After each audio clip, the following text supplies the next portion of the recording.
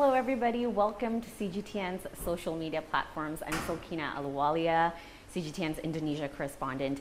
Today, in relation to the climate change forum that is happening, COP24 right now in Poland, we are going to be talking about a very hot topic, and it has been hot throughout the year, and it's about plastic and plastic waste. We're going to be talking about sustainable plastic specifically today, and how a lot of companies in Indonesia are working towards creating less plastic waste in the country. And to help me understand this, we have Tommy. Come on out. Thank you so Hello, much okay. for joining us. Thank you. So we are right now at the Green Hope office, and we are going to be talking about some of your sustainable plastic products. For people that probably don't know if plastic can be sustainable, can you tell us a little bit about the products, why you decided to create these products? What was your primary goal? Right. Thank you, Silky. Well, Green Hope is a social enterprise. It was established between me and my partner. My partner Sugianto is actually the chairman of the company.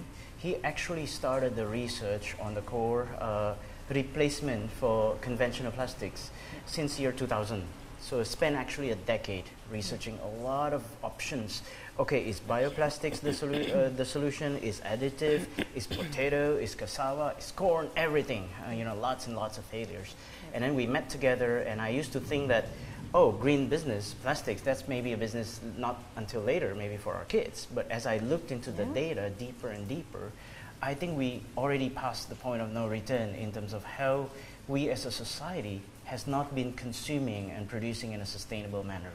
We really have to change as a society. So we need to change how we consume, the amount of plastics we consume, we have to reduce it, and the kind of plastics we use, we have to replace it with some of the better ones. So that's what prompted us to create Green Hope. So Green Hope is actually a technology company. So we hold 2 patents for the core technologies of bioplastics called Ecoplus, and then an additive to regular plastic that makes regular plastics to oxidize and biodegrades faster called Oxium. So we have both technologies, and we work with 40, 50 different factories around the world, exporting as well as even to the United States too, to create the finished goods. So there are myriads types of finished goods that we can replace the conventional plastic with. Yeah. Can you give us an idea of how your products go from tapioca to something like what we see, for example, like this, right? Yeah. Or this. Sure. Yeah. So these are some of the Ecoplus stuff here. Is an apron, shopping bags, straws. I think we have lots of discussions about straws. Yeah. So this is basically dog poop. Okay, so, wow. It doesn't make sense. For people that have pets? Yes, for people who have pets, because we used to collect it and wrap the organic poop with plastic that takes 500 to 1,000 years to degrade, right? It doesn't make sense. So we make a biodegradable, bioplastic version of the dog poop bag here. And how long does this degrade? We've seen anywhere between 3 months to 1 year, the longest. That is a significant from 500 reduction. years. Yes, yes, absolutely. 500 to 1,000 years, just 3 months. Yeah, absolutely. So, as you know, the plastic is one of the most wonderful man-made materials ever invented. Absolutely. Lots of benefits. And if I can quote a little bit here, we actually attribute it is we as a society have a toxic love story with plastics. We love it, but also when it becomes a waste. So our philosophy has always been, it's not saying no to plastic per se, but how to say no to plastic waste. Yeah, and that's what I try to tell people as well, like not putting the blame on plastic, but it's just we don't know what to do with the amount of plastic waste that we have created. There are no waste management facilities, but in general, plastic is pretty incredible. It's cheap, durable. Yeah, and it's like if we ban plastic, what do we replace plastic with? You're exactly right. Exactly right. Every material has a carbon footprint. So if you, in the COP, right, climate change conference, if you change all the current plastic consumptions to paper, imagine the CO2 impact to all the deforestations and everything. So we're in the dilemma here. So what we saw though, it's good to replace some part of the conventional plastics with some of the bio-based plastics that biodegrades faster. So it will solve one of the plastics problem, which is the waste problem. Rather than 500 years, it will degrade 3 months or to 1 year, right? Yeah. So we started by identifying what are the materials, the raw materials that can replace this. And we found in south of Ecuador, cassava or tapioca is one of the best available, abundant, economical, sustainable materials that can be converted into bioplastics. Yeah. So that's why we chose tapioca, and we started working on tapioca, turn it into plastics resins, replacement resins, so tapioca-based resins, and that resins in turn will be made into straws, cups, poop bags, the napkin, everything. Yeah. And so we buy, sorry, just to add a little bit, Yeah. the reason Green Hope is a social enterprise also, we try to link as much as possible with the social impact, positive social impact. So we buy from farmer cooperatives around Indonesia at a little bit premium price, so that if the society used more Ecoplus, more farmers automatically will be better. Yeah, and you've done the research, as you mentioned, for more than a decade. What does the market look like? What does the demand look like for sustainable products? For example, 10 years ago compared to now, that the conversation is, heating up. Well, 10 years ago, the demand is practically zero. So we were a little bit ahead of the market. Nobody knew, nobody cared. knew. Well, the reason that somebody knew, it was because one of the CEOs from that Sugi was serving, FMCG company, fast moving consumer goods from Europe, he was walking by the beach of Bali with his family, and he saw his brand floating by the beach. So that was not a nice feeling. So demand is one person or one family at that time. So he picked it up and said, we need to do something about it. Yeah. The world has gone a long way now. With the advent of technology, with the GoPro camera, you can look underwater. Lots of divers really saw how we treat our ocean like a sewer, practically. We did a documentary on that, Yeah, it's pretty bad. And it's going to come back to us. That's the problem, right? The fish will eat those, we will eat the fish, and then we will have all sorts of... Assuming we survive the macroplastics, I don't know how we will survive the microplastic, so we don't know on and those things. for people that don't know what microplastic is, can you explain? Microplastic is basically, so plastic during the natural outcome of 500 years, it will degrade. Naturally, plastic also oxidizes and biodegrades. But before it degrades, it fragments first into smaller physical, still plastic, less than 5 millimeters. That's microplastics. So the molecular chain is still long. What we want with plastic is not only to fragment, but it actually to biodegrades. The difference between fragmentation is only physical, but biodegradation is the chemical and molecular aspect of the plastic actually got cut off. That's what's good, because when it biodegrades, the microbes will eat it.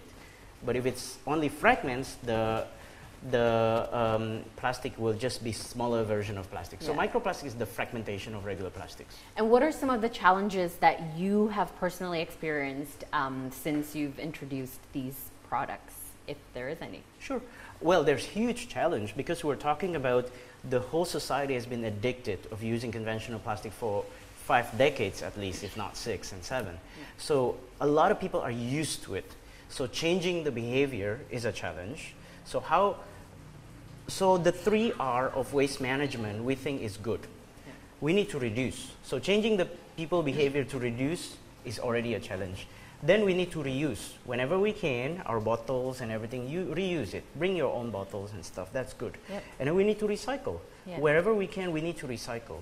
But the key is there's a lot of items, single-use disposable, that actually cost more to recycle than what you can get out of it.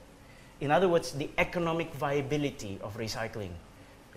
Another thing is also when you wash all these things, some of the water sometimes goes to the ocean, goes to the river, if they don't process it properly. So the water management of the recycling industry also is a challenge. Those are some of the challenges that needs to be improved. So those that cannot be economically viable to be recycled, that's the sweet spot to make it biodegradable. So make it that, so long we collect it and put it into the landfill, or we put it in a waste energy or whatever, that it doesn't accumulate if it biodegrades. Right. So rather than 500 years piling up, and sometimes it actually landslide and bury villages and kill people literally.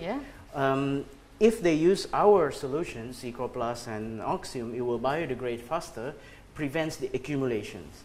And in the event of accidental litter to nature, it will still perform much better than conventional plastics. Yeah. It's like a little bit like insurance, if you will, right? Yeah. Better to degrade in 6 months or 2 years rather than 500 years laying around in the oceans, in the land everywhere. Yeah, and I really like your 4R, the Yeah. last R, because usually it's 3R, right? Yes. Reduce, reuse, recycle, but now you prioritize return to earth, because I think even recycling probably has an end. Yeah. I guess towards the end, I mean, it Yeah. probably gets thrown out. Yeah. And you just want to Because make every sure. time you recycle, because the organic nature of plastics, if Yeah. you Wikipedia, it says plastic is organic. Yeah. So it actually degrades. So it's more like down cycle. The quality actually goes down. So a lot of the recycling, they need to blend it with virgin materials again to keep it up.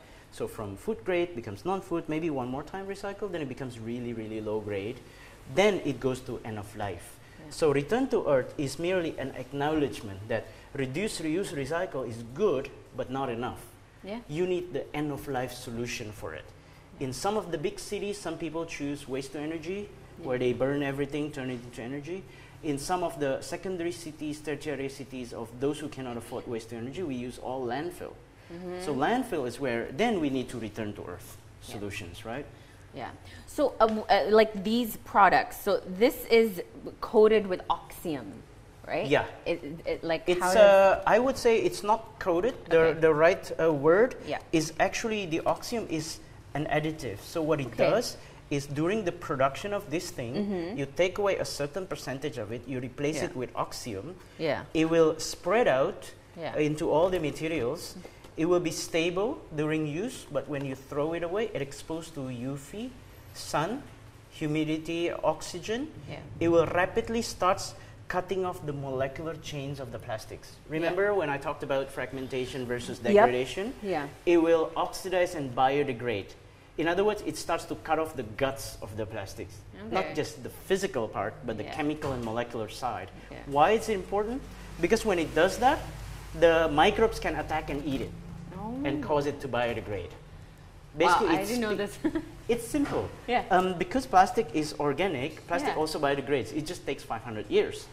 We're not magicians. We cannot biodegrade long. steel. Yeah. We cannot biodegrade Oh, steel. yeah. But those that are already naturally biodegrading over 500 years, what we do is we just speed it up. Yeah. Condense the biodegradation cycle. Get the microbes to eat it earlier rather than 500 years. Yeah.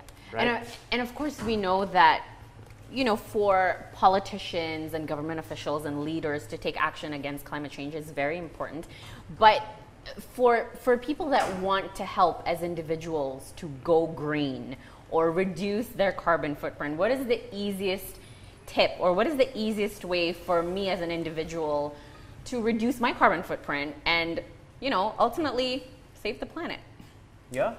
There's a lot you can do. Yeah. And some a of- little goes a long way. Some of them may be a counter self-interest here, because to be honest, we all can live with less stuff. Yeah. First of all, if we can reduce, Yeah. it's good. Yeah. It's always good. Second, if we can reuse, Yeah. right? Reuse your bottles and everything, that's good. Yeah. It's in that order. And then third is we recycle. Put it in the recycle bin. Yeah. Use recyclable stuff, right? Recycled materials. And then fourth is then use the biodegradable materials, the bio-based materials, the plastic substitutes. Yeah. Ask for it from the stores. Ask for it from the local government. Yeah. So that will be helpful. So there's a lot that individuals can do. Yeah. Absolutely. Do you think that the conversation is easier for companies like you to have with, for example, local government officials? Are they more aware here in Indonesia specifically when we talk about plastic waste? Maybe the multinational companies, like, we are seeing these sustainable plastic here, but it's like, what about these smaller companies or, even locals? Do you think it's hard to get it through them? Yeah, Silky, Yeah. I think it could be easier. Okay. The reason that it's not that easy today, there are at least two things that I observe. We are World Economic Forum social entrepreneur as well, so we go to international conference, we speak and stuff. What I learned is sometimes in these cases, right, where people are thinking about, okay, what is the sustainable version of plastics? Then we often fall into the first one is we like to copy paste. So if somebody in a small country in Europe, for instance, oh, the solution over here is like this, this must be applicable to the entire world, irrespective of the weather, the maturity of the infrastructure, the GDP per capita of the people, the local culture. All those things actually drives differences in some of the solutions. And this goes for ideologies and ideas as well. Yeah, it's not that easy to just copy paste. No. And if you force it, there's a lot of confusion, there's a lot of people back and forth, and it confuses consumers, right? Yeah. So that's one, the copy paste. Second is sometimes I always say, and I quote it from a friend from Italy, I learned from one time, is less ego is more eco. I love that phrase. I think because what it does is we have to know that each of us only carry a piece of the puzzle for the solutions. I mean, Ecoplus and Oxium will be perfect for a lot of the plastic solutions, but not for everything. Yeah. You don't want biodegradable chairs, do you? Yeah, oh gosh. Yeah, exactly. You probably won't. In 3 months, it's like, where did it go? Yeah, where did it What exactly. was I sitting on? So, and then all the stuff, the bottles that are already being recycled, that's good. So all our recycler friends should just recycle it. But too often, us being a human, we think that if we have a hammer, everything looks like a nail. Yeah. So if we start going around and say everything needs to be made biodegradable or everything needs to be recycled, it confuses a whole lot of people. It confuses government, it confuses everybody. But at the end of the day, there's just ego play. Yeah. And maybe business play. Well, I have an interest, business interest. That is, unfortunately, is happening. I think what's key is let's agree on the roadmap. That is good. Yeah. And everybody has their own contribution to the solution. Yeah. It's like everybody carries a piece of the puzzle. Then you just stitch the puzzle together, right? Yeah, exactly. So what are some of your hopes for the future of this country and also globally? Well, it is time for action. It's not a time to understand the problem anymore. It's not a time to deny it. We know. Research has been made. We know, we've seen facts and figures. We know what it does to the environment. Exactly. Yeah. So it's not a time to deny the problems as well. Yeah. So it's a time to really take action. And the way to take action is to really have honest discussions and how we all can work together. And I think we need leadership, and I think our president in Indonesian context has provided very good leadership. Okay. He also really basically signed a presidential decree to actually reduce the amount of waste that goes to the ocean within the next by 2025, 70% reduction. Right. So there has to be a cross-ministerial effort, and that is we see is happening. So now we all just need to figure out how to work together. Yeah. Like, okay, the degradable groups, the recycling groups, the activists who advocate for reduction, they all have to work together, and we just need to compromise, see how we all can work together. Yeah. All right, Tommy, thank you so much. We are so happy that you are a part of this shift that we are hoping to see in Indonesia, and you are helping to reduce plastic waste in our oceans. Thank you so much, people that enjoy seafood should not be afraid to eat seafood. I do enjoy seafood, yes. And I don't eat seafood, it is a real personal interest of me to help in our small ways fix this. Yeah, exactly. So thank you so much. Thank you for being here, for educating me, for educating our audience, and wish you all the best. You're welcome. Thank you so much. Thank you. Thank you so much for watching, guys. If you have any questions or comments, I will try to answer them in the comments below with the help of Tommy, of course, our expert. And I'll see you guys next time. Bye.